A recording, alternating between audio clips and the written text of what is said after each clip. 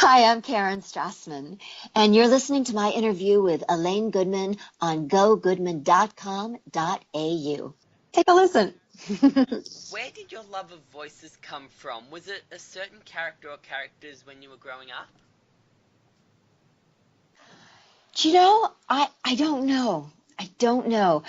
I it never I mean it literally never occurred to me as a child that I could be a voiceover actor. I fell in love with acting since I don't know. I think I've always loved acting ever since I can remember. I would make up plays in my basement at the age of, I don't know, 4 and 5, and my parents would have to sit through that. And was They it would always come downstairs and but it was more that I loved acting.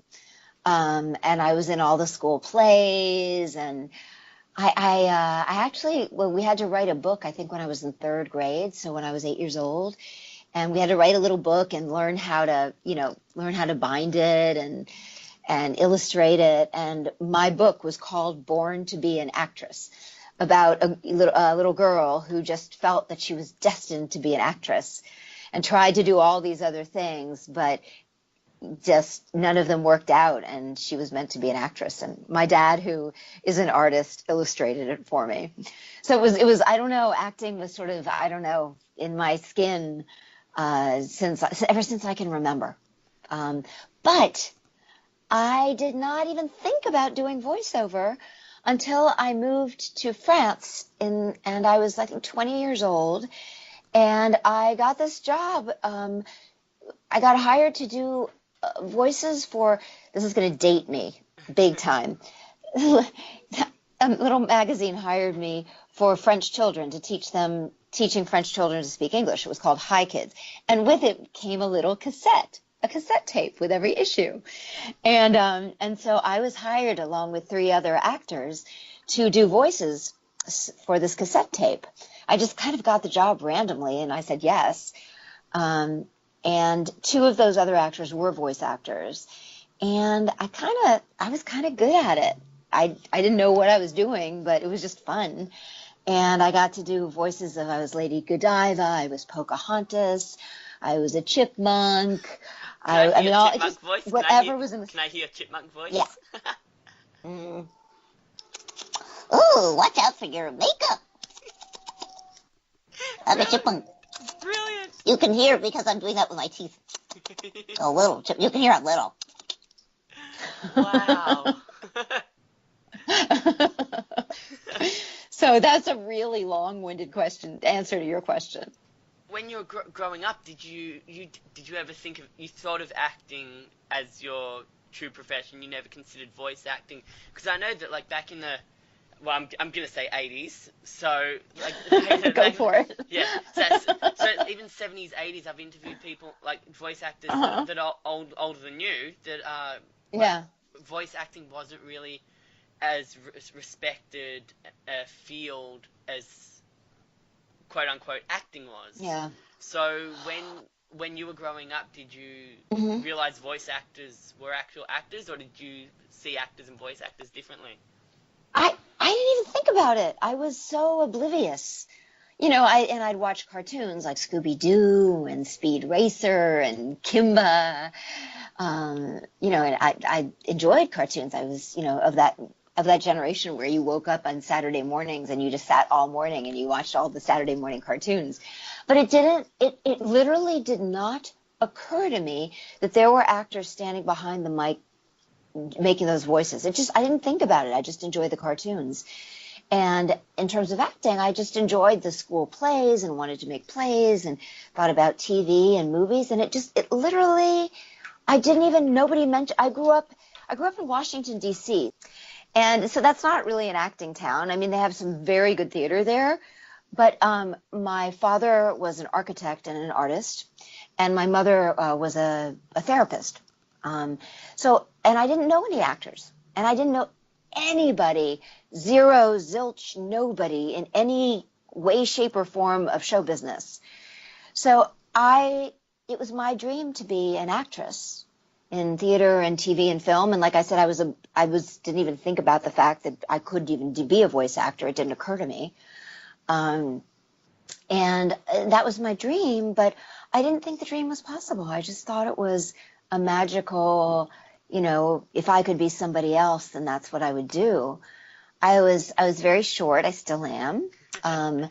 And I was kind of, I don't know, I always consider myself sort of funny looking with freckles and red hair. And I always thought, I would date myself again, but I always thought that in order to be an actress, you had to look like Brooke Shields.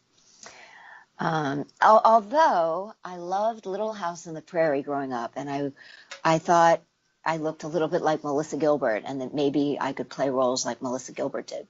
But I had no inroads. I was completely clueless as to how to access Hollywood or Broadway, or all of that was very intimidating. And I thought, I didn't think I was pretty enough. I didn't think I was talented enough. And this would have been before email and social media and everything all before that. Yeah, so it was. Getting into Hollywood would have been extremely hard. You'd have to be noticed, it wasn't accessible. Like in person. Yeah. And so when I graduated from high school, and this is a really great story that I tell sometimes. When I graduated from high school, I kind of thought my dream would have been to go to Yale Drama School or Juilliard Drama School, but I didn't even audition, and I didn't even look into it because I thought that I wasn't talented enough, and I wasn't pretty enough, and I wasn't good enough. And I just believed those voices. And so I went to Tufts University for 2 years. I got in early acceptance. So I guess I was smart enough. What did you study? I did study theater, but I thought I would do that just because I loved it so much. And I studied psychology. I thought I would be a psychologist and, help people. Because I was passionate about the human psyche and the human soul and everything. But it wasn't until I went to France for my junior year abroad. And I wasn't that happy at college. I couldn't find myself. I didn't really know who I was, and I was trying to be with all the in crowds. And it was when sort of new wave was in, and I was sort of new wave punk, and I'd only wear black, and I had my hair teased up with all kinds of products in it to get it to stand up. And it wasn't until France that I kind of started to figure out who I was and trust that. And when I moved to France, I was studying theater there. I was studying theater and psychology in French. And I saw on a bulletin board, a little paper on a bulletin board, ad looking for an American actor or actress who would be interested in doing an apprenticeship for a theater, for an atelier or a workshop that coached professional French actors to act in English for the camera. Because there are a lot of movies that are co-productions that go through France, Canadian, American co-productions. And so French actors need to learn to speak English, at least even if they can just play a French actor even in the movie, but so that they can be understood. So I went and I was accepted for this apprenticeship, and I was really good at it. And they hired me full time the following year as their main dialect coach. And so I thought, you know what? I don't really need to go back and get my psychology degree right now. I get to work with actors, and it's my dream. And then one day I was on a film set, dialect coaching on a film set and a TV set. It was a TV series, and the director, I think, said, "Oh, little Karen, she's so cute. So we give her a role." So I got a role in a French-Canadian TV series, and I got an agent, and then I got into the French Royal Academy of Dramatic Arts, and I started studying Molière and Racine and Shakespeare in French. And this is like the highest theater school you can get into in France. And so I started my professional acting career in France. Wow. And I started doing TV and film and theater, and that's where I started doing voiceover from that little Hi Kids magazine thing. The other actors who were with me, and people said, you're pretty good at this. You should audition to dub French films into English. So I started doing that, and I dubbed a lot of famous French actresses into English. I dubbed Juliette Binoche into English, and A lot of Charlotte Gainsbourg, she dubbed herself because she speaks English well. But a lot of the young ingenues at that time, I got to dub them into English. And then I started doing cartoons over there because in France, they have beautiful, beautiful cartoons and really well done. And they like to do their original version in English a lot of the time so that they can sell it more easily internationally. So I was part of a very small group of professional American voiceover artists who did like all the cartoons that came through town. And I never took a class in voiceover until I got to Los Angeles. And it was like the thing to do to take a voiceover class after I'd been doing voiceover for 15 years professionally. And I learned through doing it, and they'd hire me as the lead ingenue. But then at the same time, because we were limited, I would get to do all these different characters. I'd do the old woman. I'd do, the witch. I'd do the little baby crying. I'd do the little boy. And I just kind of cut my teeth doing that. So that's a really long-winded answer to your question, but that's kind of the history of it. Yes, I do have a couple of other questions about France in a moment. Okay. But what was the first impersonation you could do, whether it be a physical impersonation or a vocal impersonation? Well, one of the actresses I was working with on this magazine, Hi Kids, her name is Mimi Seaton, and she doesn't do voiceover anymore, but she did a really good little boy voice. And I didn't even occur to me that as a woman I could do that. And she'd do the same, you can't see me on camera, but she'd do the same with her fist. When she'd like talk as a little boy, and she'd kind of punch her fist, and I thought it sounded so good and so cool that I would go home after working with her in the evenings, and I would stand in front of my mirror and like try and do all the body motions she did, and physically find that voice in my body. And so I was impersonating her doing little boy, and I think that's the first time I ever did sort of an impersonation in that way, I guess, that I can remember. So working in TV, film, theatre and voiceover in France, I read that you went over there at 16 years old, is that correct? 19. 19 years old, okay, flip the second number. Did it take a long time for you to pick up the language, the accents and the personality of the French people to try and fit in? Or did they accept you straight away? Well, they accepted me as sort of the endearing American, and they were very patient with me. And here's a tip. Here's an FYI tip. If you apologize for being an ignorant American, then French people will be very kind to you and be very generous and very, very understanding of your handicap. Handicap. They'll be very compassionate. So as long as you just apologize for being like an ignorant American, it's good. I could speak it okay, and I took classes, but it took me a long time to be able to sort of act in French. And I hired my own dialect coaches in French to lose my own accent in French, which now that I've been back in the States for quite a while, I feel like people tell me that I speak really well, but I'm sort of self-conscious. Like I feel like I don't speak it as well as I used to. But it took a while for me to be able to, do theater and film and everything with a really good French accent. But, to speak the language and to get on, a year or two, I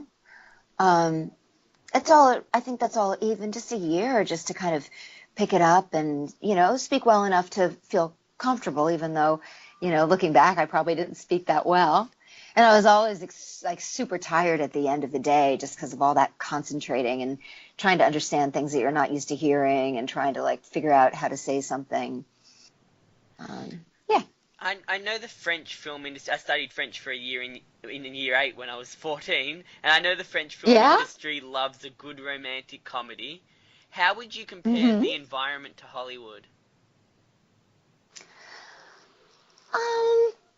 Let's see. I think Hollywood tends to, because there's so many unions and so many regulations and rules, everything in many ways once you get on set, and everything is very regulated and by the book. Like, as an actor, you can't pick up a camera or touch this or that, or because it's not part of your union. There's specific hours, like you have to break at a certain time. They can't call you back the next morning if you're, as a SAG actor, until you've had 12 hours off of set. So it's very, very regulated. And France, the atmosphere tends to be a bit more sort of artistic. So, if they'll get into like a really incredible conversation during lunch, the director they might just have that conversation go on, because it's a very important conversation and they won't necessarily just start shooting right away. They also have alcohol. They also have wine and beer at lunch. And so, you'll really sit, it's European, you'll sit and enjoy your glass of wine with lunch or your beer with lunch, which most people don't abuse because they're used to that being part of a lunch hour or whatever, and it's part of the culture.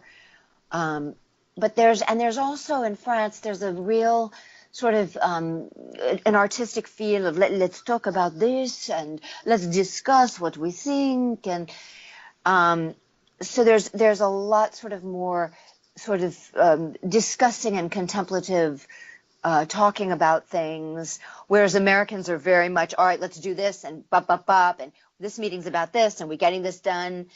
And Americans, tend to be, we're doers. So there's a lot more get this done. And there's sort of an artistic flow to things.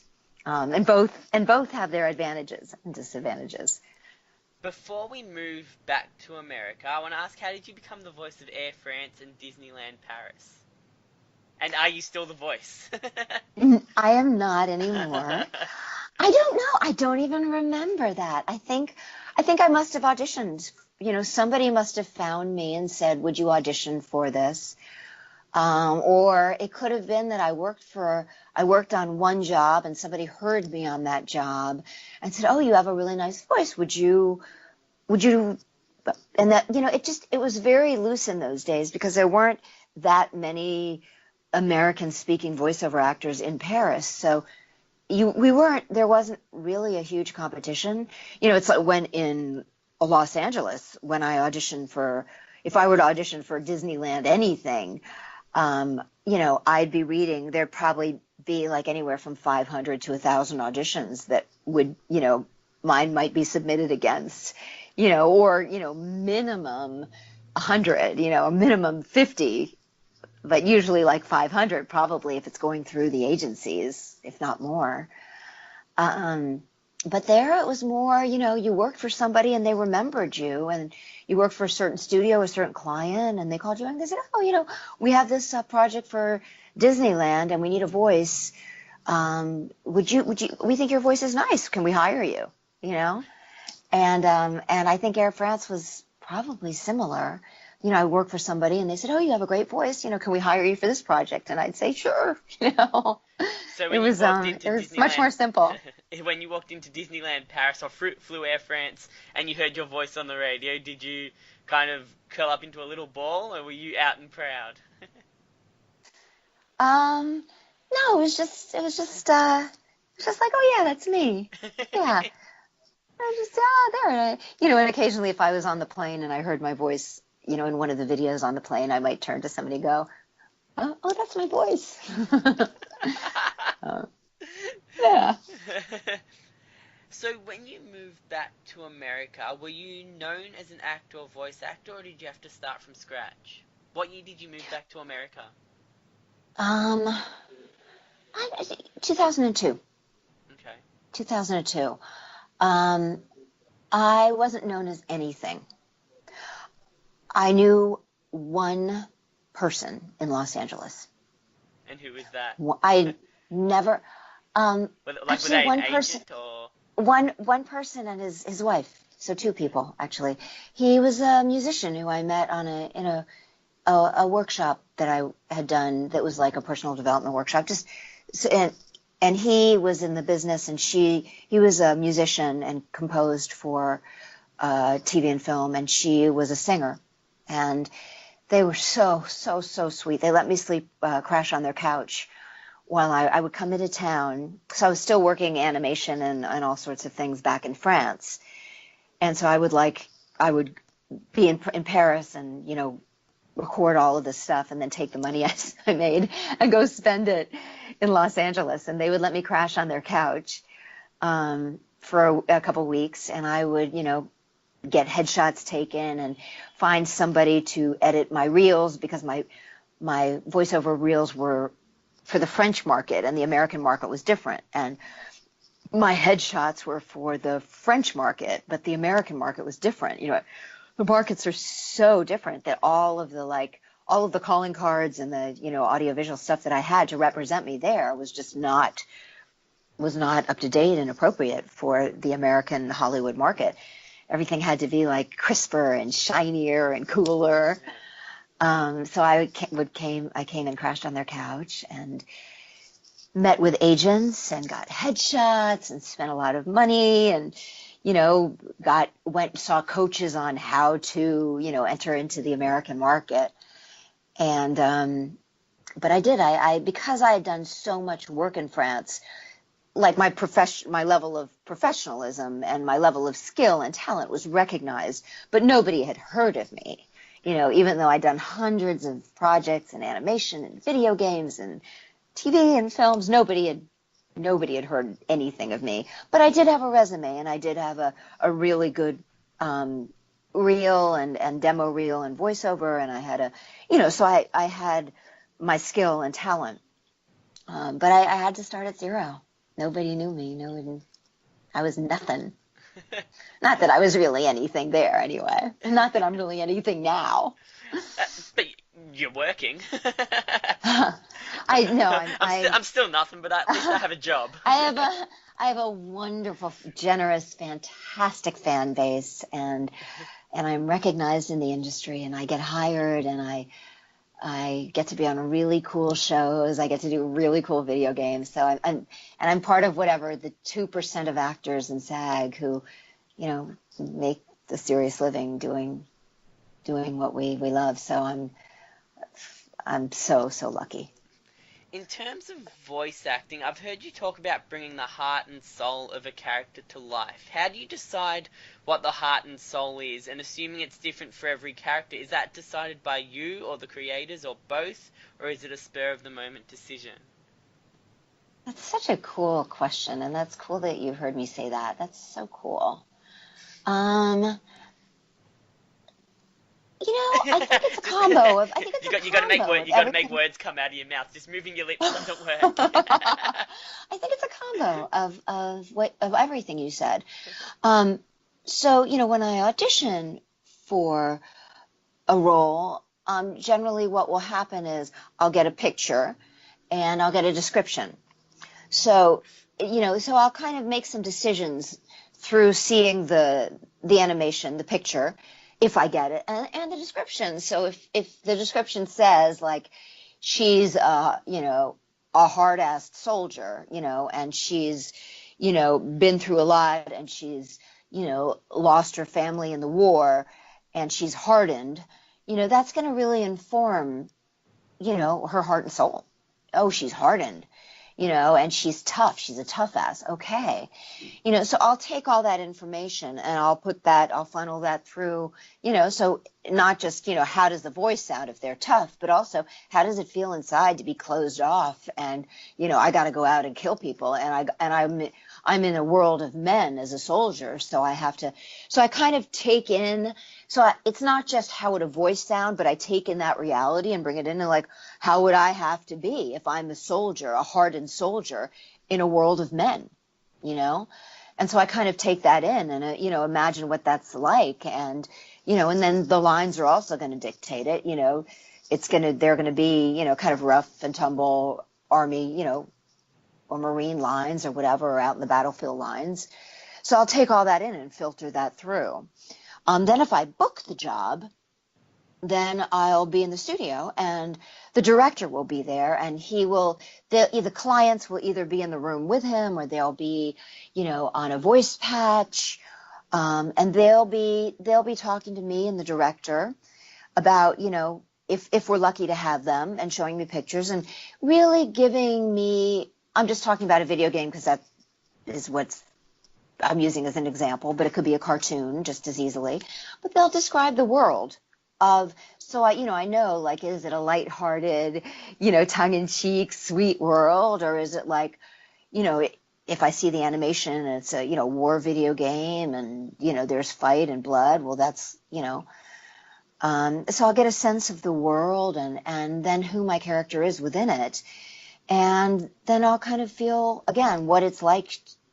I'll imagine, like a child, like make-believe, like what would it be like to be in that world, and who would I have to be, and who am I, and then I'll go there, So what if either it's either I'll go there in a playful way, or go there, but go there. And then what'll happen is the director and the clients will say, okay, that's great. But, actually she's gonna speak more quickly because she's rushed, or she's gonna, so they'll just keep on giving me more information that will continue to inform me.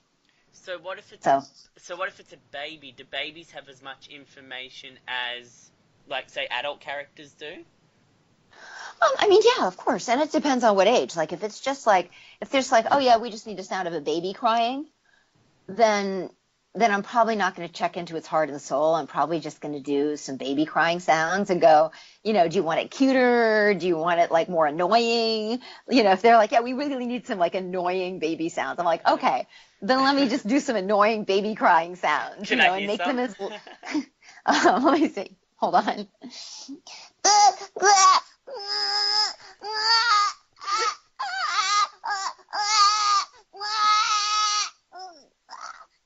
And something, just like, how annoying can you make it? If they want some like cute gurgling sounds, then I'll just, but instead of just the cute gurgling sounds, I'll probably check into a cute place, like, because if you just make cute gurgling sounds, you're going to make the same repetitive sound. But if the baby sees something like a balloon, or if I can imagine something, it'll help me make the sounds different. So it'll be more like,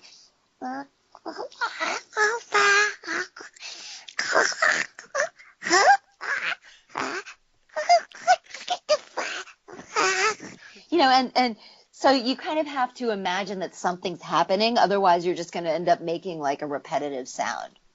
Does that make sense? Yeah, absolutely. And I've had some examples as well.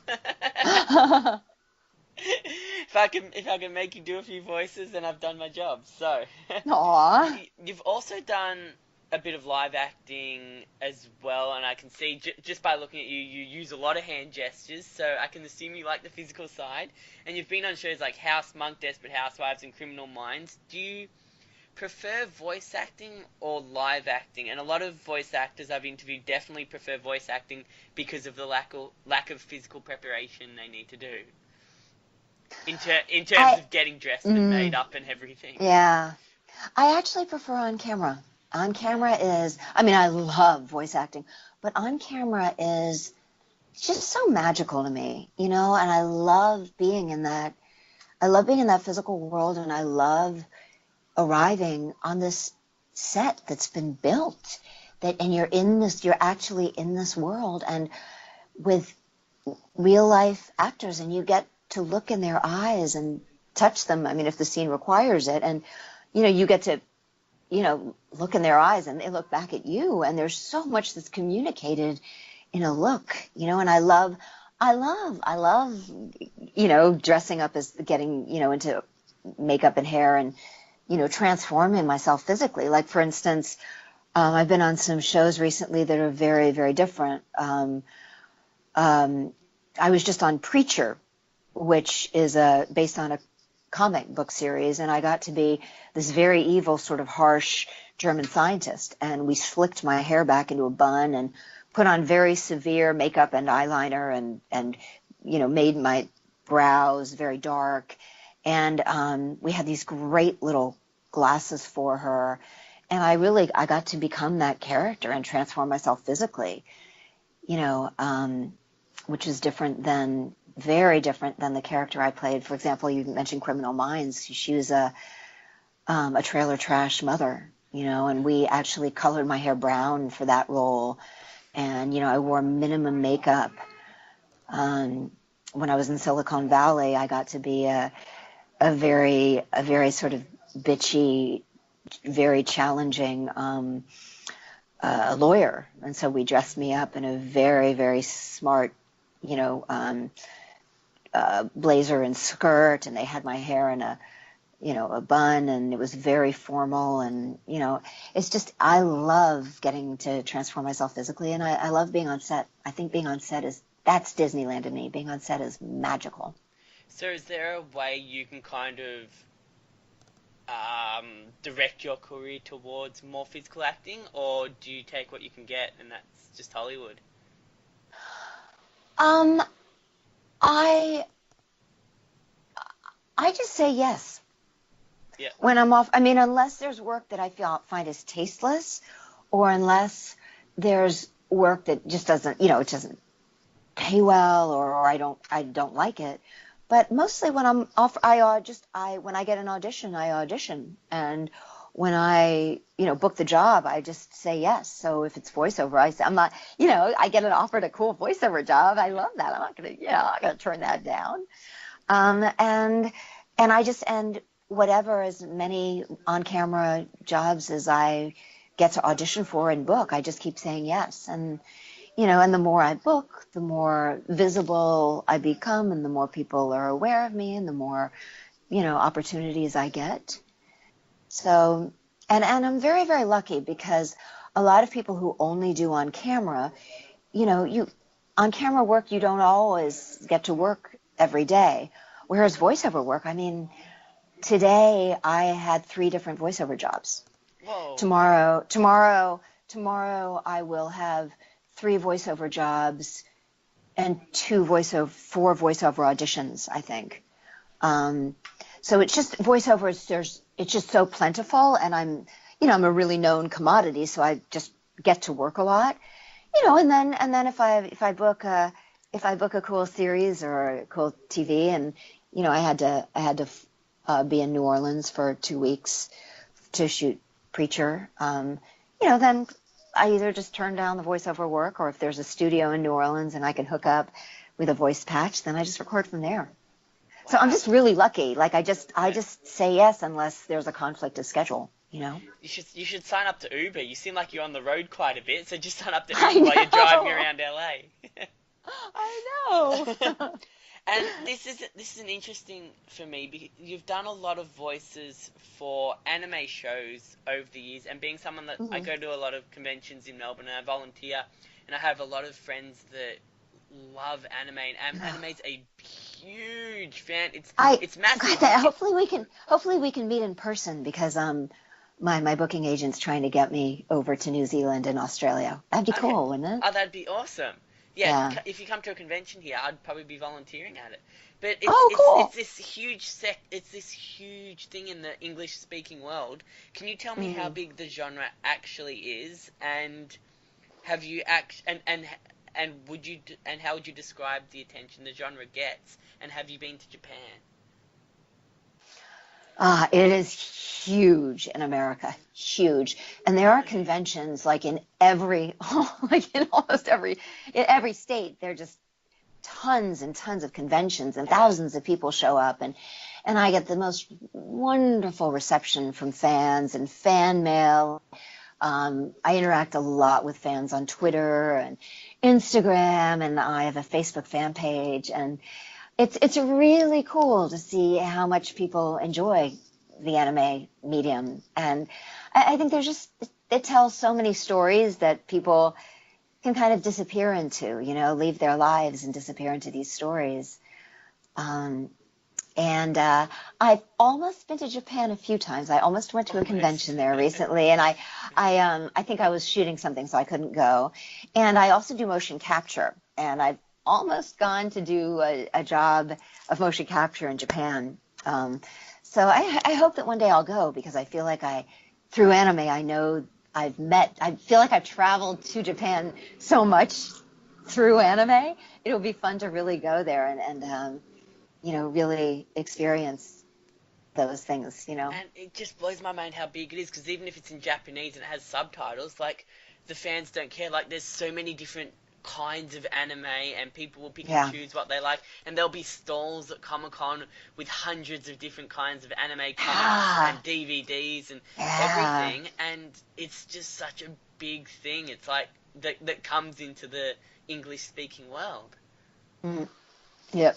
It's crazy. And you've also, as you've mentioned, done voice acting for video games. Hmm. Is that the same kind of acting that, like, for a show or a movie? Is the gaming environment more laid back in terms of performance and believability because the players are focused on the game?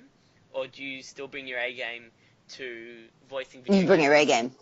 Yeah. No, you bring your A game no matter what. And there are like hundreds and hundreds of people, thousands, who audition for each role.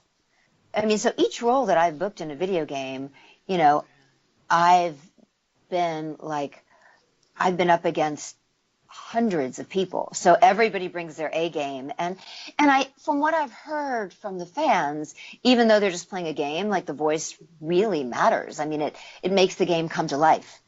So I bring my A game for several reasons. One is because my work represents who I am. I want to, I want to always, always, always give my best, B, there's so much competition. I don't want people to go, oh, she sucked in that game and she just telephoned it in. And then the last reason is, I want to do that for the fans. I want to do that. It's really fun for me to go into a studio and imagine that, my voice is going to be in people's, in their office, in their living room, in their bedroom, they're going to, in their phone, and they're in whatever device they're using, they're going to be sitting there. And, I have an opportunity to make their day more entertaining and more fun with my voice, so why not, why not give everything. Is there a certain character voice that you feel you can do just as good as the actual actor? Whether it be any kind of cartoon character? Do you feel like you have a voice that you really like to do that you can match the actual actor in? Do you mean that I'm myself as an actual actor? Oh, no. So, like, a voice acting, if you, like, can you can you do a voice of a character, like, say, a Simpsons character or a Family Guy character or whatever, that you feel you can do just as good as the actual actor? Oh, imitate, Yeah, like do an impersonate. impression. Yeah. Oh, I see what you mean. Yeah. You know, I'm not a gal who really does impressions, or who, like, I don't really imitate. And I know people who do, like, they make their living, like, matching, like, certain voices, or doing voice matches or such. And I sometimes will do a voice match, but I don't really, like, try and imitate other voice actors' voices. Like, I have different friends who do different characters, and I don't really try and imitate their voice. I sort of do my own. Okay. So I'm trying to think of a good example, but I can't think of one. I mean, you've got enough credits to your resume that you don't really need to. Have you ever tried getting an appearance on The Simpsons? Have you ever auditioned for The Simpsons? I've never auditioned for The Simpsons. No. Is that something that you try and do? I'd love to do that if they want. Yeah. If an audition came my way, I would love that. Or if they wanted me to do a part in that show, that sort of thing. It comes through my agency. So either my agents would get an audition and they'd go, "Oh, Karen would be right for that," or The Simpsons usually. They tend to hire, like, for their regular characters, they have everybody, they've already hired everybody. So it's usually guest characters. So very often they'll, go to a well-known actor and, they'll just make an offer. But I would love that if anybody wanted to hire me to be on The Simpsons. That would be super fun. You're also a dialect coach. What's the first lesson you teach students? The first lesson I will teach anybody, no matter what accent, is we talk about where accents come from and why we have accents. And I usually take about 20 to 50, 10 minutes, 15 minutes to explain that. So I won't completely go into it. But the long and short of it is we grow up learning to speak a certain way. So, for example, when we're a baby, we use all kinds of muscles in our mouth. Going, da, da, da, da, da, da, da. We're using all kinds of muscles in our mouth and just playing with our mouth and figuring out we can make sound and that it's fun. And when we start to realize that, we start to hear our parents talking, we start to imitate them, all of a sudden, it's sort of magical. It's like a miracle. We imitate our parents using the same muscles in our mouth that our parents are using. So what happens is all the other muscles that we might have been playing with as a baby, like maybe muscles in our throat or different muscles in our tongue, they actually just start not to atrophy, but we just don't use them because we just start using the specific muscles that are used for that dialect. So what happens is, for example, if you're a French baby or a French kid, what happens is you start using the muscles, right? But you start using the muscles in the front of your mouth. If you're an American baby, you're gonna, even if you're talking as a baby, but you're gonna start using much more of a resonance in your chest. If it's just standard American, you're gonna resonate much more underneath your chin, actually. And if you're British, you're going to use a lot of muscles on the roof of your mouth. If you're Australian, there's going to be muscles in your nose, right? Oh, you're not bad. So the first thing I'll teach any student is the fact that dialects and accents happen because of what part of our instrument we're using and what part of what muscles we're using to talk. And so, for example, why a French person might not speak American well is because they're using the muscles in the front of their mouth. So if I get a French actor who's like, Karen, I want to lose my French accent to speak in American, then I'm going to start teaching them to drop their jaw because in French they do not open their jaw. So I start teaching anybody who wants to learn an accent how the literal muscles and the instrument that accent uses is different, and to discover new muscles that they've never worked with, or certain muscles like in French, for example, the tongue is very active. They would say elle, and in American we say elle. Like our tongue is very sleepy. It's very lazy. We're like, yeah, Americans, like our tongue is really lazy. We don't use it very much. Whereas in British and in Italian, they use the tongue a lot, It's very active. So it just depends on what dialect is, some more muscles in the lips, more muscles on the roof of the mouth, some, and so we start to explore what that dialect is and what that accent is, and what muscles it uses and what muscles it doesn't use. So how do some people... That was a shorter version. How do some people adapt naturally? If they move to another country, they'll pick up the accent really easily and lose their own accent over a few years. Like, sometimes that can happen naturally. Yeah. Some people just have a better ear, and they have a better sort of ear-body connection, and they just they can not just hear the accent, but feel it. And then there's some people who, they might hear it, but their muscles that they've been used to using in their own language or dialect, they're just so used to forming words with those muscles that even though they hear the other dialect sounds or the other languages sounds, they try and reproduce it, but they're reproducing it with the muscles that they've always used, and it's the wrong muscle group, so it doesn't come out well. Right. Wow. It's cool, okay. Huh? That's really cool. So now I practice doing other accents. If there's an actual science to it, which I know there is now. Mm-hmm. So for you, and I know we mentioned this a little bit before, and you don't impersonate a lot of people, but impersonating a real person versus impersonating a character versus creating your own character, do each of them provide different kind of obstacles? Whether the character's already created and you're trying to impersonate it, or whether you're creating your own character from scratch?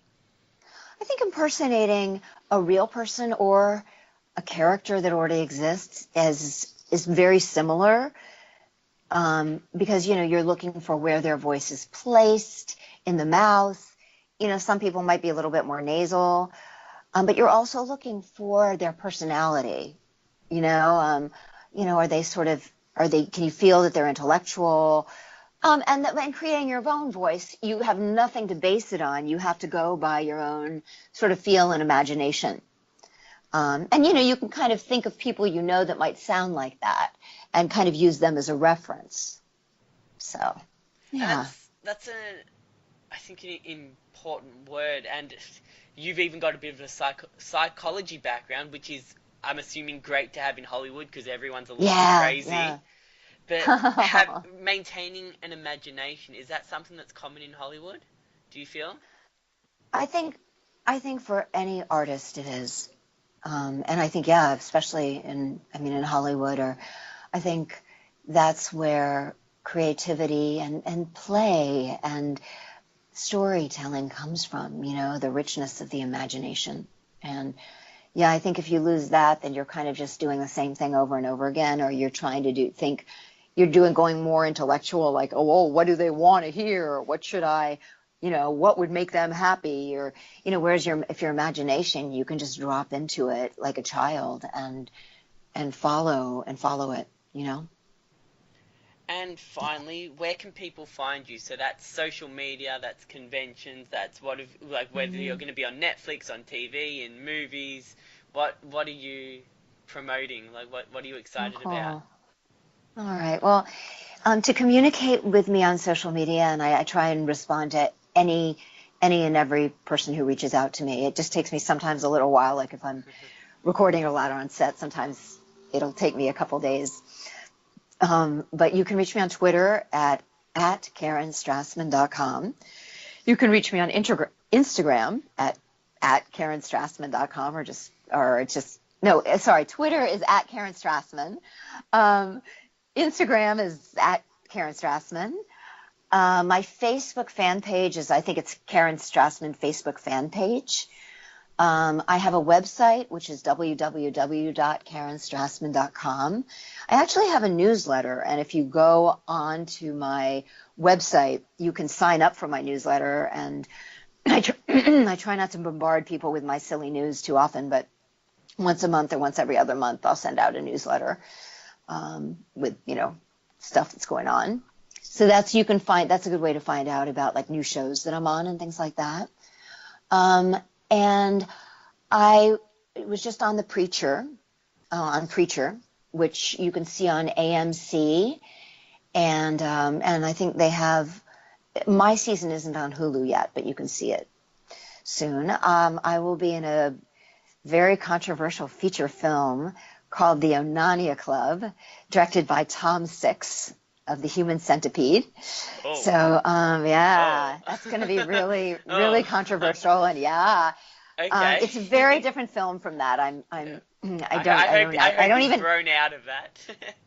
Well, it's a thriller. It's a very controversial thriller. And I'm super proud of it. And he's an amazing filmmaker, extremely talented. So that will be coming out. We don't know when, sometime in the fall, we think. But I'll be posting about that as I'm allowed to. And you can even go on to, Instagram and Twitter, and I often post things about it, the trailer and things like that. I'm just booked a recurring role on a television show, but I'm not allowed to say anything. We'll be announcing that soon. Live action or voice acting? Live action. Live action, cool. Can you say the genre? Yeah, it's a detective show. Ah, cool. A cop show. Okay. Mm-hmm. Ah, yeah. Okay. Mm-hmm. Yeah. And let's see. Then there's a bunch of video games that have just come out. I'd have to look at my IMDb to know which ones I can talk about or not. There's a really cool animated series that I'm in that I'm super proud of. Do you know the video game Subway Surfers?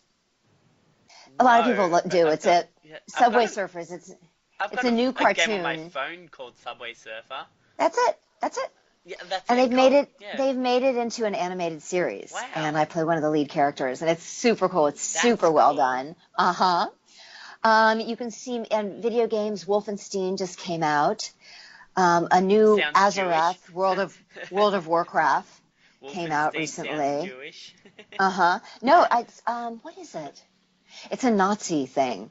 Ooh, It's really well done. yeah. I've just done a few motion captures, but I can't talk about that. Mm. And Hunter, for anime fans, Hunter x Hunter is hugely popular, and I'm on that right now. So those, I know we're going to hang up, and there's going to be things like, oh, I should have talked about this and that. I should write myself a cheat sheet when I have these conversations. That's But crazy you can also because find you can find me on IMDb and look up, credits and stuff. So, that's and crazy. Yeah. I'm going to a convention in Washington D.C. in mid-October, Anime USA, I think it's called. So anybody who happens to be in that area, I might go do a convention in Wisconsin in March, and I'm hoping eventually to get to Australia and New Zealand sometime soon. When some of those conventions within a year or two, I'd love to meet you guys over there. That's crazy because voice actor jobs don't take as long as live action jobs, so you can do a No, lot more of them. yeah, yeah. And I do always like to ask your relationship with social media. Were you someone that jumped onto it when it came out, or did it take a little while? Social media? Yeah. Oh, I'm so bad at social media. You know, Ellen, I'm really an introvert, and I don't like to brag about myself. I don't like to post selfies. It's sort of another generation. Like, I didn't grow up with selfies, so it doesn't. I think for generations that grew up with them, it just feels like completely natural. But for me, I grew up where we didn't really take pictures of ourselves unless we happened to have like a Kodak camera or something. Yeah. And we just took pictures of ourselves as, it was like a formal thing. So it took me a while just to get comfortable with that, and talking about myself and stuff. I don't really feel like I'm that interesting, and I Aw. prefer to post like really cool articles or inspiring things that are more like sort of interesting and nourishing to the human soul than just about like me, like I'm doing this and watch me doing this. But I know it's I know it's part of having people be familiar with my work, and so, but it's something I've had to work on. It's not natural to me. Karen, it's been a pleasure. You've done so much in your career, and you can probably talk for another 2 hours if we had the time. Aw, But come out to Australia, and we can chat a little bit more. And yeah, I'd I love look that. forward to Yeah, seeing what you come up with next. let's follow each other on stuff Definitely, so I do that if that I with get out there, everyone. then we can connect. Thank you so much for giving me so much time, Karen. My pleasure.